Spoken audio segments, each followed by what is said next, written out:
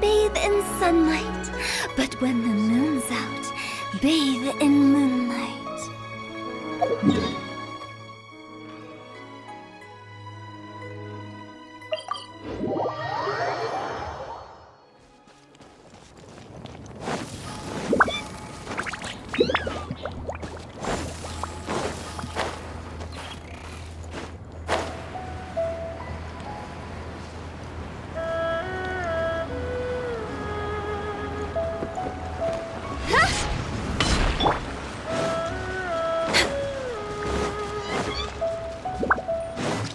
Next on the agenda...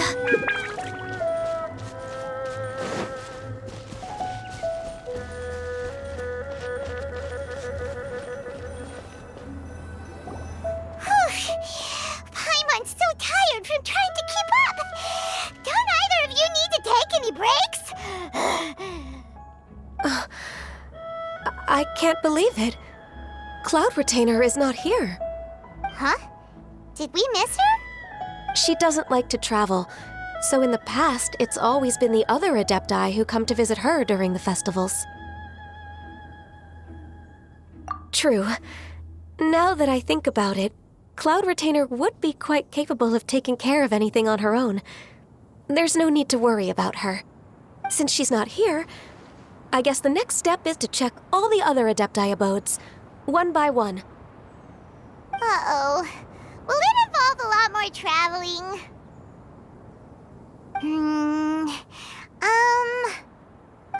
Got it! Paimon has a great idea! Please go on, Paimon. Our goal here is to find the Adeptus that helped Dvorak's ancestor, right? We can't hear any music right now, but if she's really as nice as the story suggests, she'd definitely come to help anyone who was drowning, right? Yes, I think that's fair to say. So, all we have to do is get the Traveler to pretend to fall into the water, and the Adeptus will come to the rescue! You know perfectly well that Paimon can't swim! Paimon would sink like a rock! Just trust Paimon! The water's pretty deep over there! Quick, swim to the very center!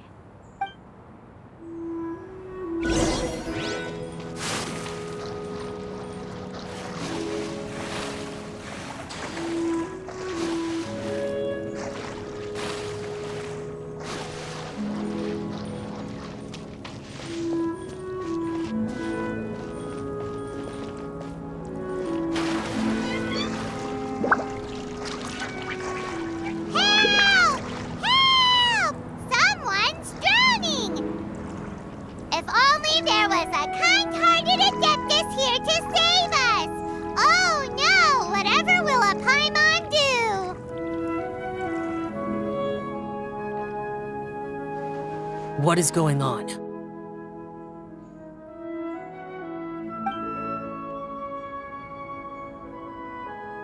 How do you feel right now? Shenhe! And the Conqueror of Demons! Why don't you say something? Please don't make Paimon explain it. Okay, fine. Paimon will explain. We're looking for an Adeptus who's good at being a lifeguard and playing music. But if the Adepti aren't gonna stay home, then how are we supposed to find them?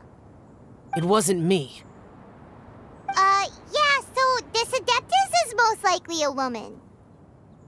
And I am not an Adeptus, as you both already know, Traveler and Paimon. Okay, so this is Paimon's fault. No way Paimon would have suggested this idea if she'd known how awkward this was gonna be. Glad you're okay. As far as I know, the one you seek is no Yaksha. And one last thing. Your actions here caused others a great deal of worry.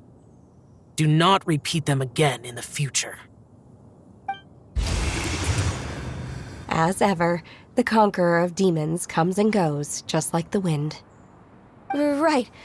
I didn't dare to say a word just now. How's your training going, Shenhe? Have you made any plans for Lantern Rite? We could spend it together in Liyue Harbor if you'd like. Oh, I had planned to spend the festival with Master this year. However... Oh, speaking of Cloud Retainer, when did you see her last? Earlier this morning, she set off for Mount Hulao at dawn. I noticed she was using an Adeptus art of some kind to protect a mechanism that looked like a boiler. Maybe it was a gift for Mountain Shaper. I did not inquire. So we just missed her. Please excuse me for a moment. I think I'll leave the gift in her abode. Sure. Thank you. It sounds like Ganyu and Shenhe have gotten a lot closer recently. Yes. During the summer and winter, I continued to train with Master. In the other months of the year, I have been learning to adapt to human life in Liyue Harbor. Ganyu arranged accommodations for me in the city, and also recommended several work positions for me. But when I try to blend in by referring to her as Miss Ganyu or Lady Ganyu, like the others, she says I mustn't address her like that. Sometimes I'm supposed to copy other people. Sometimes I'm not. It's a little difficult to keep track of everything. Oh, is that what it is? Noted. So, you came looking for Master today because you wanted to ask her about the Mystery Adeptus. Is that right? Yep. Oh, speaking of that, have you ever heard any music while out training in the mountains? Music? What is that? It's, a kind of a happy or relaxing sound. Or, a nerve-wracking sound. Or even a terrifying one. Okay, I'm done.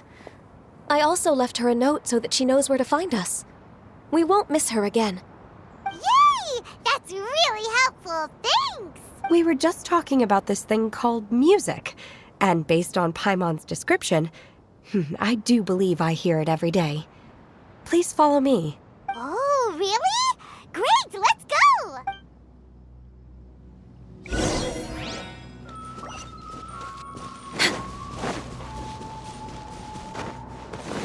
We're way behind schedule. Next on the agenda...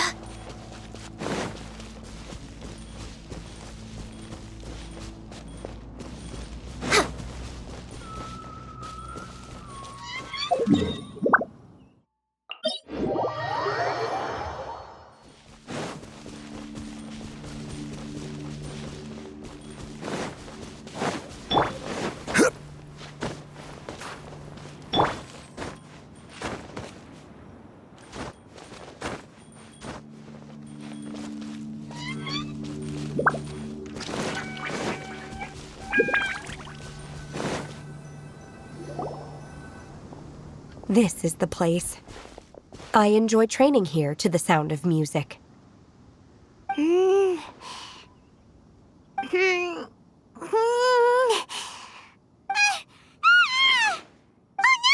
Paimon's gone deaf! Paimon can't hear anything! Oh, whew! Paimon hasn't gone deaf after all! Paimon heard you when you just spoke. Anyway, where is this music? The faint sound of birdsong, the quiet murmur of the streams. These are relaxing sounds. Are they not the music of which you speak? Oh, Paimon wasn't quite done with the description. Okay, fine, it's all Paimon's fault. What we're looking for are not the sounds of nature, but melodies played on special instruments. Oh, and a melody is? Huh? Hey, why don't you just sing that one melody Shen has heard before? It'll probably help her to understand what we're talking about.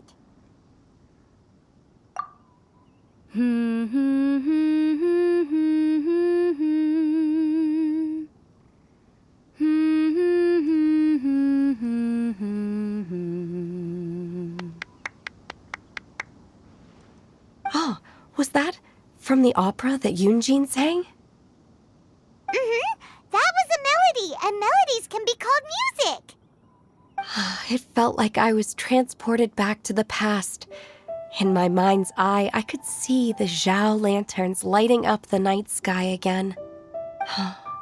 We're all there, raising our glasses and drinking to our heart's content on the Jade Chamber. As I watched Yunjin's performance, I felt a warm sensation in my heart. And as the drink reached my stomach, it went from warm to hot. When you hummed that melody just now, feelings from a whole year ago came right back to me, as strong as they were on that day. So that's the power of music. Wow, Shenhe. That was so deep! Music definitely has the power to bring up memories. It's like a time capsule with all the special moments from our lives squished inside. What about you, Ganyu? Are there any melodies that have left a deep impression on you? I don't remember if my parents ever sang any lullabies to me.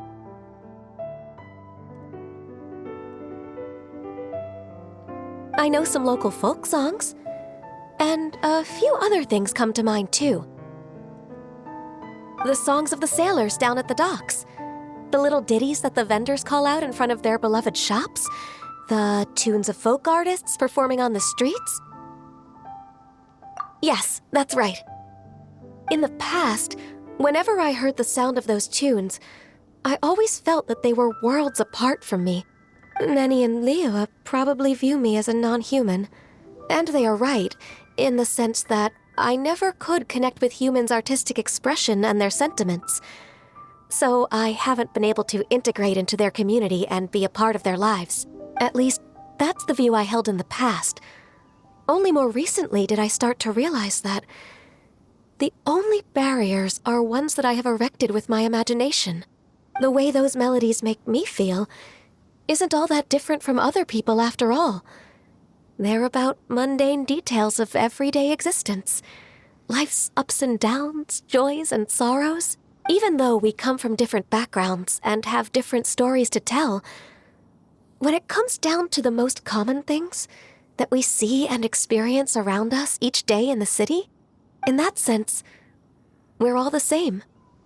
You go, Ganyu! You're really making progress. You have loads of friends in Liyue Harbor when you think about it. Okay, maybe some are more like coworkers and bosses. But at the very least, Keqing and Shenhe are your friends now, right? Yes, I am.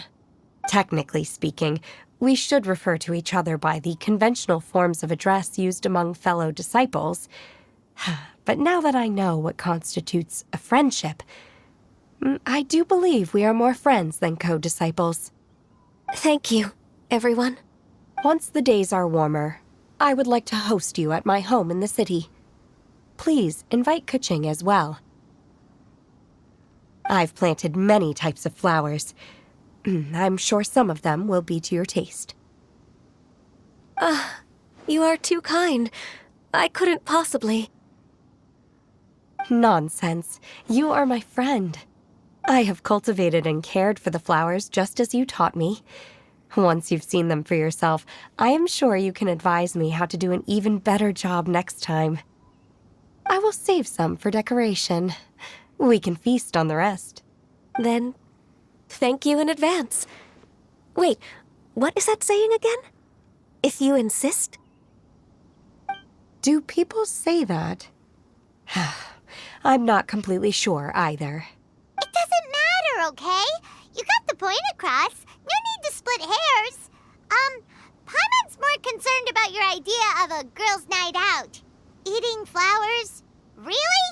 Does this have anything to do with you both being the disciples of that illuminated bird? Who dares refer to one not by one's Adeptus title, but merely as that illuminated bird? Master. Our greetings, Cloud Retainer. Ah! There it is! The illuminated bird has landed! Double humph. Now she has the gall to use it rather than she. Even after being chastised once already? Barely a moment has passed since we last met, and yet your impertinence has reached new heights. Very well. If you refuse to learn your lesson, one shall scold you no further. One has received your message from Ganyu. On the matter of the Adeptus you seek, one suspects to know their identity. Well, shall one lead the way? I still have to complete my training for today, so I will bid farewell to everyone here.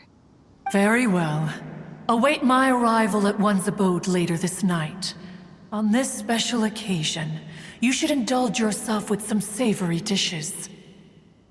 If you want to release a Shao Lantern, come and find us anytime. Thank you, everyone. Happy Lantern Rite to you too.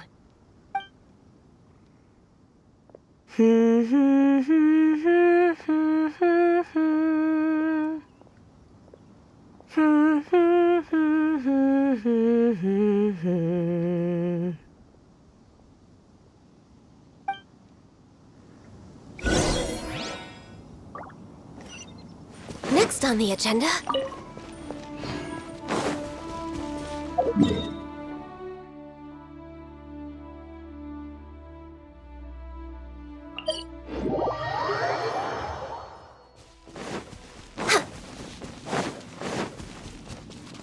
We're way behind schedule.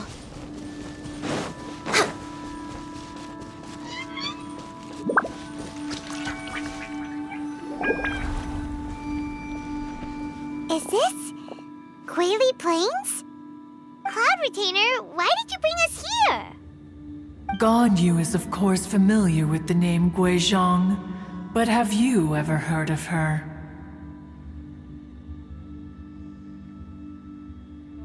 Guizhong is another name of Agentis, the god of dust. She was extroverted in nature and adored social gatherings and inventions alike. Long ago, this region was yet a prosperous assembly. Guizhong often invited her friends to visit her home, reserving for us seats around the largest stone table. Seagazer would always bring out his latest treasure and place it upon the table. He could be quite the braggart.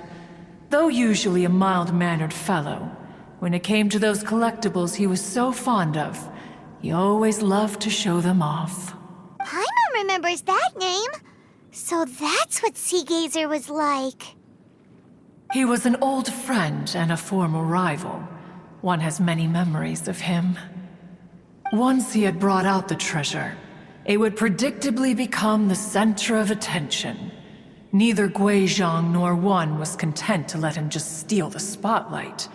So we would then also present our proudest mechanical creations. As Adepti, we were each gifted in our own ways, and naturally proud of our accomplishments in our respective fields of expertise.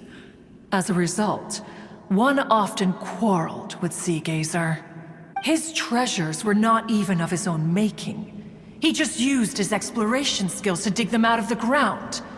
How, pray tell, could he compare to me, when every single one of one's accomplishments were crafted by one's own hand? Cloud Retainer, you are getting competitive again. One digresses. Regardless, every time an argument occurred, Guizhong would come over to watch us during our mutual lambastics. On some occasions, she would join in, and on others, she'd take one of us by the limb and start uttering the most ridiculous nonsense. What kind of nonsense? No kind of nonsense were we spared. Sometimes she would brazenly opine, why argue between yourselves when neither of you could ever hope to beat me? Other times, she would make unsolicited suggestions, such as, once you two are done arguing, let's go to the foot of the mountain and grill some meat. She always sought to make everyone happy, and one must say, she had quite the gift for it. No matter what nonsense she said, one never felt bothered or offended. It also helped that she never referred to one as that illuminated bird or ladybird. Come Anyway, just as our impassioned arguments would reach the apex of acrimony, Marchosius would bring his delectable dishes to the table. Who would dare snub the stove god and his wondrous creations? At the sight of him, we would all immediately drop the argument and prepare the table for a night of feasting and drinking. Back then, one was always bothered by how the cups Rex Lapis brought were always too square for one's taste. Can you see yourselves ever enjoying a drink from a square cup? Precisely. So, as you can see, even one as great as Rex Lapis was not immune to making the occasional blunder. Even one could never find fault with Marchosius's cooking. As we ate, Guizhong would continue to find topics for conversation, filling the table with humor and laughter. Each of those old fossils had their character flaws and points of obstinacy. So why was it that whenever we dined together, we always had a marvelous time? We would drink together from a spot high in the mountains, until the moon set and the sun rose, and only then would the banquet finally come to an end. Streetwood Rambler would often remain to admire the flowers with Guizhong before returning to her own abode. The glaze lilies were far more abundant back then. Entire fields of them would appear to the eye as a veritable sea of flowers. Streetward Rambler? That would be Ping. You probably know her as Madam Ping. Oh, okay. Wait, this is a lovely story and everything, but didn't we come here to find that Adeptus from Mr. Dvorak's story? Or are you saying that it was Guizhong? Didn't she, already, Alas, long has one avoided this place for precisely that reason.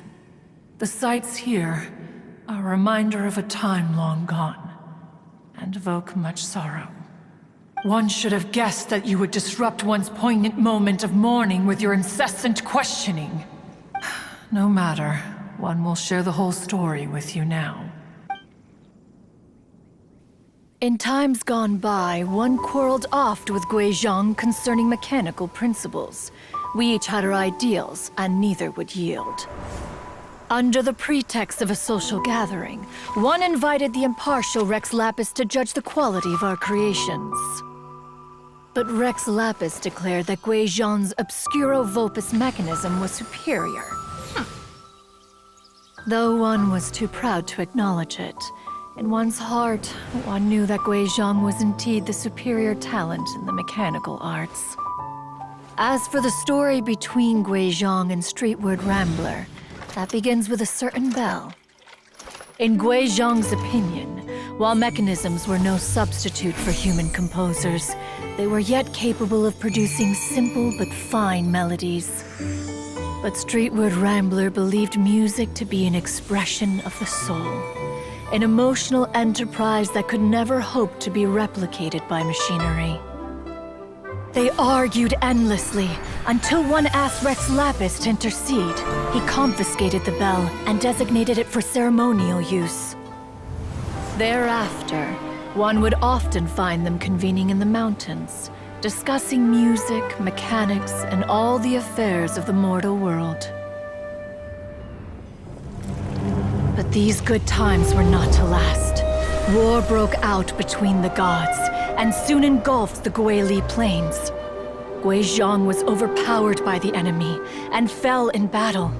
When Streetwood Rambler and I arrived at the scene at long last, all that remained among the ruins was her lifeless body.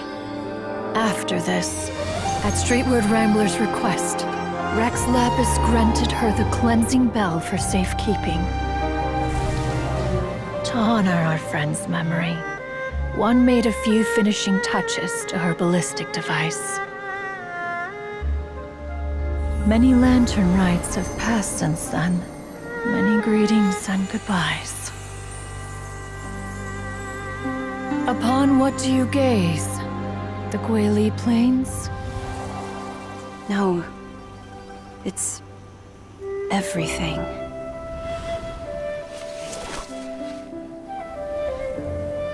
We think of human life as like a lantern that's lit one minute and extinguished the next. But are we Adepti so different? Perhaps as dust settles after a storm, we too must one day return to the world below. One has always been austere and private by nature, and has never relished socializing. One's dealings with Guizhong were born out of discussions on the discipline of mechanics. What?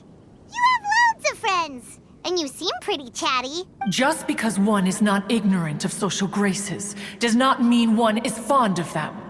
One is perfectly capable of partaking in conversation despite being introverted. But in the end, one is nothing like Streetward Rambler. She is dauntless but thoughtful, not to mention eloquent and wise. Moreover, her friendship with Guizhong was far greater than one's own. Back when they were rivals, they would often compete against one another in the realm of musical composition. That cleansing bell was one of Guizhong's proudest works, having the ability to both compose and perform. Wait, that's weird. Didn't Madame Ping say she pestered an old friend for that bell? And she also said something about being a vain beauty when she was young or something. Streetward Rambler, a vain beauty. My foot. That bell has a sad history. Clearly, she refrained from sharing with you the truth of its origins, since the right time had not yet come. As for her old friend, who else could it be? As soon as Streetward Rambler heard that a certain Zhang Li wished to borrow the bell, she realized that the man was none other than Rex Lapis, and that he had made an enormous decision. After all, we all have known each other for several millennia. Some things between us are implicitly understood. Whoa! So they were talking in secret code? Oh, Paimon did not see that one coming. Enough of your intrusions. Where was one up to? Ah, yes. One remembers now. The cleansing bell is powered by a mechanical art, and can be used to great effect as an accompanying instrument. After the passing of its creator, it was used on numerous occasions during rites of parting. But Streetward Rambler did not acquire it from Rex Lapis for the purpose of producing further funerary tunes. No, each time she rang it, it was to play the tune that Guizhong composed on it. The two once clashed over their beliefs about the meaning of music. Who would have thought that with Guizhong's passing and Streetward Rambler's mourning, two tunes composed in discord would eventually become one harmonious composition?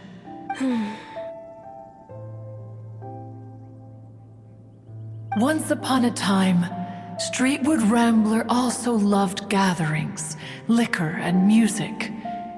But after Guizhong passed, she preferred her own company. She could often be found sitting alone at a mountain summit, contemplating and reminiscing with her zither. The music would go from mournful to soothing to impassioned. Many years passed before she finally composed a melody to her satisfaction. In celebration, she played the tune to the clouds. Regrettably, one has only ever heard her play that tune once. Which brings one back to the matter you've been investigating. Perhaps it was during that performance that the ancestor of your Fontaine friend fell into the water and was saved by Streetward Rambler. But if she was so happy with the melody, why would she only play it once? One was also greatly perplexed by this. After suppressing one's curiosity for a long while, one finally approached her and asked why she would retire the tune after having spent so long on it.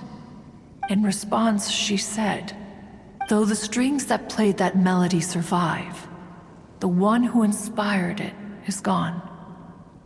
Tell me, Cloud Retainer, When the one attuned to my soul is no longer here, who else could hope to understand this tune?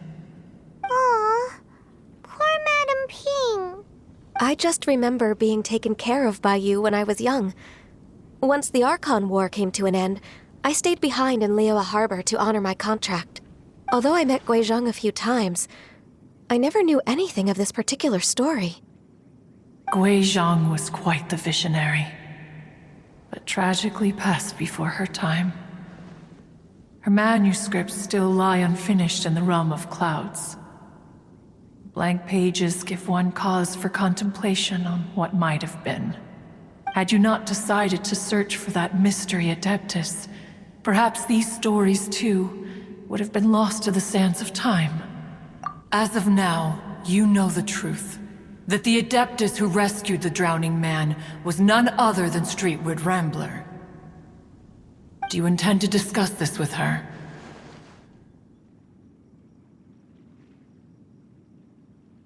Do you mean Ping might find the topic too distressing? Precisely. The passing of our old friend is a heavy topic that both of us are usually careful to avoid. If I may be so bold, Cloud Retainer, could it be that this is just your own personal opinion? Oh? How so? I've been in Liyue Harbor for quite a long time now, and I've witnessed many farewells along the way, so I too am well acquainted with the pain of the passing of a loved one. But this doesn't bring the city or its people to a standstill. They have to keep moving forward. Someone as perceptive and wise as Ping will surely have come to understand and embrace this. Though these immortal mountains have lost an Adeptus, the harbor of mortals has gained a wise elder. No loss can ever be undone, but there is always much that can still be gained. Ping has helped countless people, and will guide many others in the years to come. And all to whom she extends a helping hand become her friends. People she can admire flowers and discuss music with. Though it is heartbreaking to lose a kindred spirit, life goes on, because there are new friends waiting for you further down the road. We even asked Madam Ping what she thought about adding a music festival to this year's Lantern Rite. Oh, when we get back, why don't we just ask her if she'd like to perform? Maybe we can even get her up on stage. You youngsters and your imaginations. Why don't you come with us? It's been a long time since you last spoke with Ping, and Liyue Harbor is always decorated so beautifully during the festival period. Is not every Lantern Rite the same in this regard? Were there ever anything new to discuss? One in Ping could meet any day of the year. I disagree. Each new day and each new year is different from those that have come before. How long will you simply let them pass you by? The edibles she brought this time were indeed quite delectable. Very well. Then one will be off. If the other old fossils have sneaked away into the city to amuse themselves, one shall soon find out. All right. We should be getting back to the harbor as well. We don't want to keep her waiting. Once the Guili Assembly, now the Guili Plains. Say, if we planted flowers there and cared for them carefully enough, do you think that one day we'd be able to recreate the sea of glaze lilies? Allow one to take back one's praise from a moment prior. You are still far too given to flights of fancy, child. What? Cloud Retainer? You were still listening?